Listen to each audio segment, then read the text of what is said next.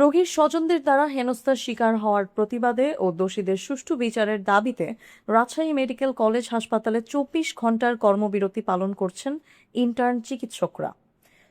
আকস্মিক এই কর্মবিরতির ফলে হাসপাতালটির চিকিৎসা সেবা মারাত্মকভাবে ব্যাহত হচ্ছে এবং চরম ভোগান্তিতে পড়েছেন দূর দূরান্ত থেকে আসা শত শত রোগী।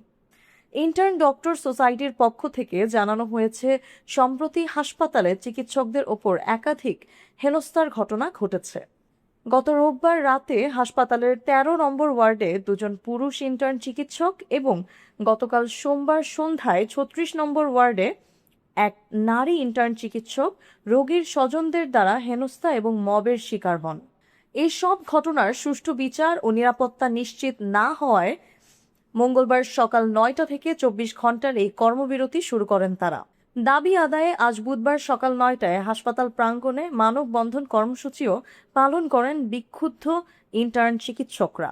তারা হুঁশিয়ারি দিয়ে বলেন, ২৪ ঘন্টার এই কর্মবিরতির মধ্য দিয়ে তাদের দাবি আদায় না হলে পরবর্তীতে আরও কঠোর কর্মসূচি ঘোষণা করা হবে।